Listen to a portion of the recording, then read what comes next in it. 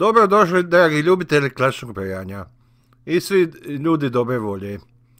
Ja sam Željko, a vi gledate kanal Moja brojačnica. Prvi, za sada jedini, kanal o klasičnom brojanju na ovim prostorima.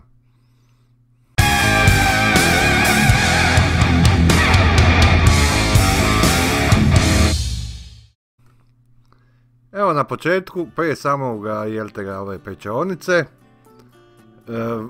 želio bih napomenuti da je otvorena Facebook grupa pod nazivom, čekajte, zapisao sam, Jugo je, pa sam sad spontan, Brojanje XU.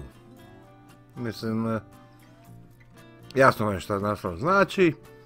Uglavnom, grupa se pomalo puni, aktivnost ima, link prema grupi se nalazi u opisu, pa ako koristite Facebook, obavezno se učlanite i komuniciramo na svim društvenim mrežama, jel tako? Mi to možemo. A sada bi se posvetio onome zašto smo tu večeras. Ovo snimam na večer, čisto da znate. A i gledat ćete na večer. Uglavnom, zašto ne biste trebali koristiti pjenu ili gel iz konzervi? Ili uopće te konzerve? To je pitanje koje se stalno pojavljuje. Zgodan je, jeftin, brz, samo ga nanesete rukom. Ali isto tako, brzu hranu, fast food, ne želite je svaki dan. Znate da nije dobar za vas. Vjerujte mi, ja sam očiti primjer za to. Vjerujte mi, evo sad ćete saznat zašto su u biti te pjene i gelovi iz konzerve, limenki loši za vas. Prvi razlog jeste tlak ili pritisak zraka. U principu, to je moglo biti malo i pretjerano, ali da biste se obrojali, ne morate stavljati zrak pod tlakom. Ali, kako se taj tlak stvara, u biti to je plin butan. Znači, sama pjena se miješa s tim butanom prilikom nanošenja na lice.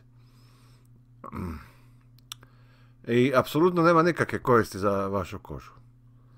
Bolje da je takav tlak zraka, takav pritisak, koristite za napuhavanje guma ili lopti.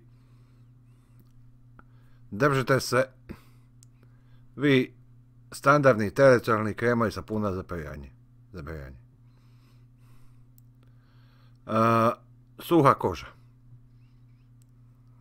Sve te pjene ili gelovi imaju tendenciju da isušuju vašu kožu. Što može, znači, ostaviti tu kožu crvenu, nadraženu i iritiranu. Plin može stvoriti prepreku za vašu kožu koja sprečava umirujuću i hidratantnu vodu za vrijeme brojanja. Znači, taj plin može stvoriti ko neku laganu emulziju i onda voda nema pristup koži. Što je sljedeće? Dodatni podmazivači, ili ti ga maziva. Pošto pjena za brojanje može isušiti vašu kožu, kao što sam malo čas rekao, većina proizvođača dodaje razne podmazivače na bazi nafte. Dok se to možda može činiti dobrom idejom, ta nafta vam isto, znači, mazivo, pa može uzrokovati da se vam koža se osuši. Nafta također može blokirati hidrataciju kože, a uvijek postoji rizik od alergijske reakcije na ta maziva. Evo, nadovezao bi se, znači, na točku 1. Imamo plin, imamo naftu. Zapitajte se, da li ste vi ljudi od mesa i krvi, ili ste motor sa unutarnjim izgaranjem. Pa ako ste motor, podmazujte se i plinirajte se. Još jedna stvar. Teže uklonite dlaku sa pjenom. Prilikom brijanja koža mora dobro biti dobro hidratizirana, to jest voda je neophodna za glatko dobro brijanje. Znači skroz blisko. Kuglice vode pomažu podići i omekšavaju dlake, te ih zbog toga možete i lakše rezati i obrijati.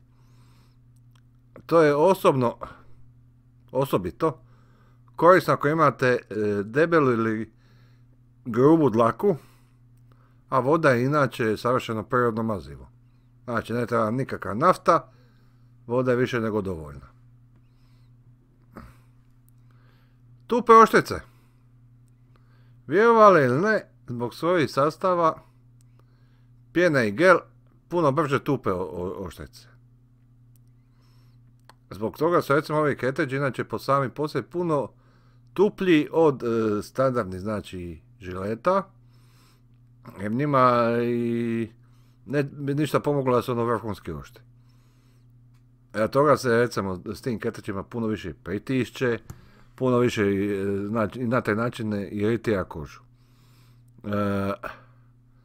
Isto tako zbog same te kompozicije sastava i svega, možete pogledati u cartridgeima, ako imate koji, mada se ja iskreno nadam da nemate, nego da koristite isključivo klasične brijače, ali uglavnom ako imate, pogledajte, znate 100% da vam se oni začepe prilikom brijanja. Znači, između tih, ajmo reći oštrica, neoštrih oštrica, se začepi sa dlakama, začepi se sa ostacima pjene ili gela, i onda je morate čistiti, pa neko to radi s noktima, neko to radi sa četkicom za zube, neko sa čaškalicom. Slučajno sam našao nedavno jednu perverziju, ošterač za cartridge. Mislim, jel te ga. Kako joj, nema, sad sam zaboravio, nešto cartridge strop ili tako što god.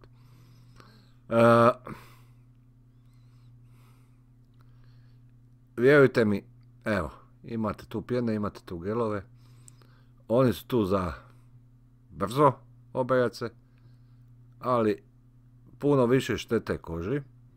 U stvari štete koži točka. Za razliku od krema i sapuna koji su 99,9% na prirodnim bazama, znači dva glavna sastojka nije nafta, nego glicerin i loj, oba dva prirodna sastojka. Glicerin baš i nije, ali prirodniji od nafte definitivno. Nema plina, koji stiskuje, puno je ugodnije sa lijepom metkom četkom 1 minut, 2 namazati kremu ili sapun i naravno bolje podižu dlake, bolje uglavnom sve.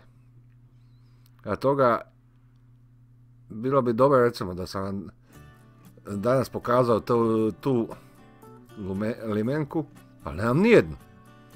To u moju kuću više ne ulazi. A ako imate, bacite i pređite na klasično brijanje. U krajnjoj liniji jeftinije. Eto, danas je bilo kratko da slatko, kao što ja volim reći. Facebook grupu posjetite, ako ste Facebookovac, učlanite se. Ako imate ikakvih dodatnih pitanja o tim pjenama i gelovima, samo nemojte pitati kakav je koji, jer sigurno neću reći.